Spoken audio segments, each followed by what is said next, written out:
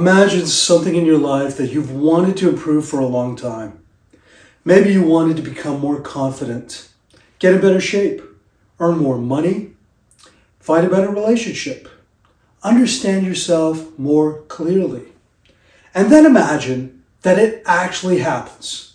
Not perfectly, but enough that looking back you can honestly say, this is better than it was.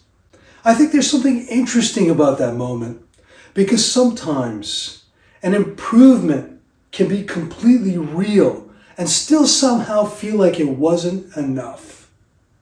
You got the job. You became more confident. Your relationship improved. You finally understood something about yourself that had confused you for years. And it mattered.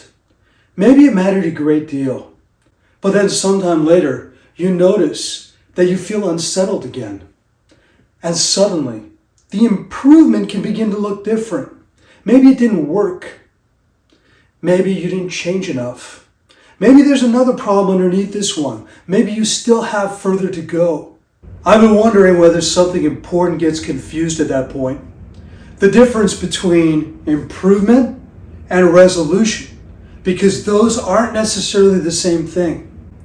If I become better at speaking in front of people, that's an improvement.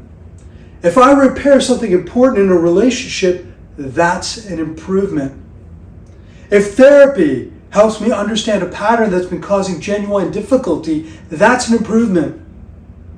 If I earn enough money to remove a significant financial pressure, my circumstances have changed. None of those outcomes need to be minimized, but there may be another expectation attached to them.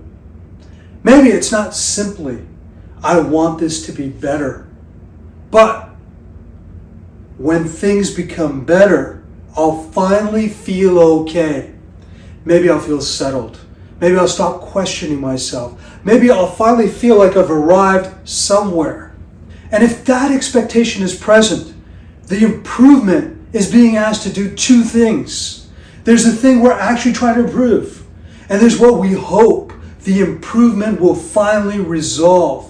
Those can become so closely connected that we don't notice the difference until the improvement succeeds. And that larger sense of resolution we hope for doesn't arrive in the way we imagined. I think that can create a strange problem, because we may start discounting things that actually worked. You wanted to become more capable. You did. But you're still capable of feeling uncertain. So maybe you're not capable enough. You wanted a healthier relationship. You built one. But sometimes you have difficult days. So maybe there's still something missing. You wanted to understand yourself better. You do understand yourself better. But sometimes you still feel unsettled. So maybe another explanation feels necessary. The target keeps moving. Not necessarily because the previous improvement failed, but because we may be measuring it against a standard it was never explicitly designed to accomplish. And I want to be careful with that. I'm not saying that changes in our lives can't affect how we feel. Of course they can. A problem resolved can bring enormous relief. Treatment can reduce suffering. A safer environment can profoundly affect one's experiences. A meaningful achievement can be deeply satisfying. The distinction is not between an outer life that doesn't matter and an inner life that does. It's much simpler than that. An improvement can be valuable because of what it actually improves. And that's different from asking whether it's finally resolved our experience of unease. I think that's a distinction we don't make very often. We tend to ask, did it work? But perhaps there are two distinct questions. Did it improve the thing I wanted to improve? And did I expect that improvement to make me finally feel settled? The answer to the first might be yes, even if the second remains uncertain. And once those questions separate, something else becomes possible.